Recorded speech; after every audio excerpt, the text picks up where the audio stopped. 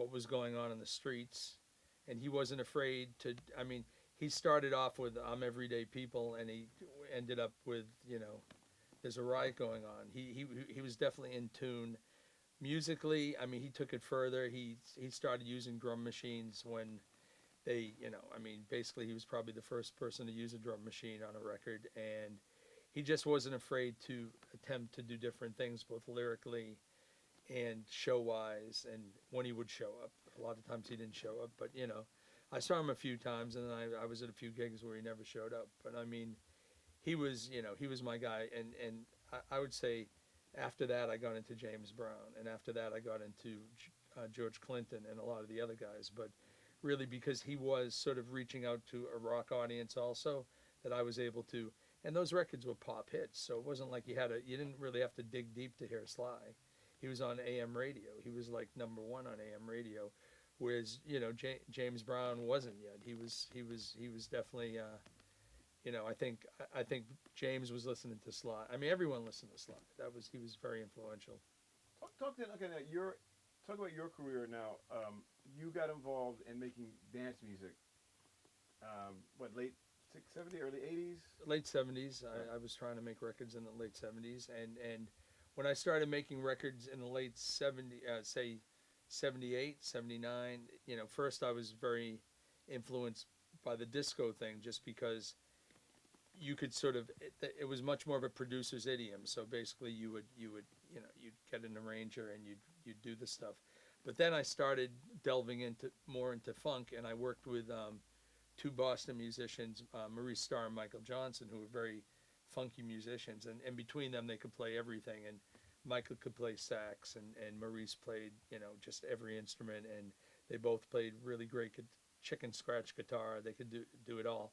So we did a few records, and it definitely made me realize how difficult making a great funk record was, because basically the interaction of the musicians. I think when you're recording on your own, if two guys are playing, I think it works a lot more when it's a full band, and I sort of realized that. But from there I went to New York and started making records, hip hop records. Well, it wasn't called hip hop, rap records, and obviously I wanted more control as a producer, so I started using drum machines.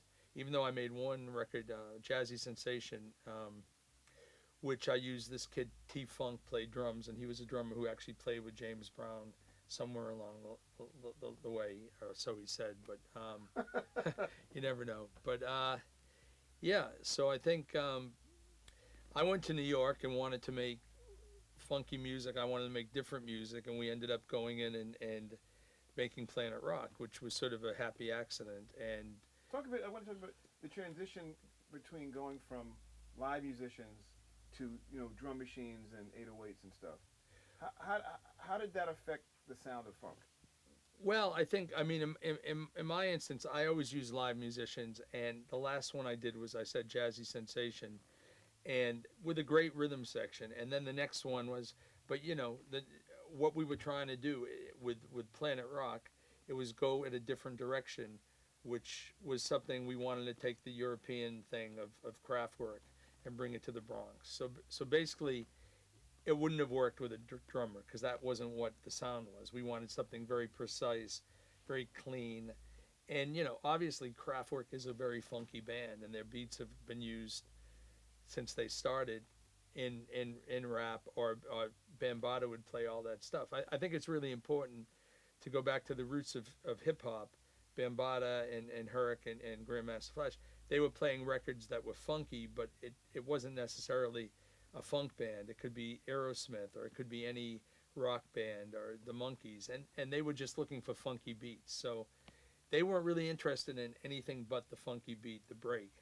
And that's why when we went to do Kraftwerk, when we went to do Planet Rock and we used the Kraftwerk beat, it was very specific that they wanted that beat repeated over and over.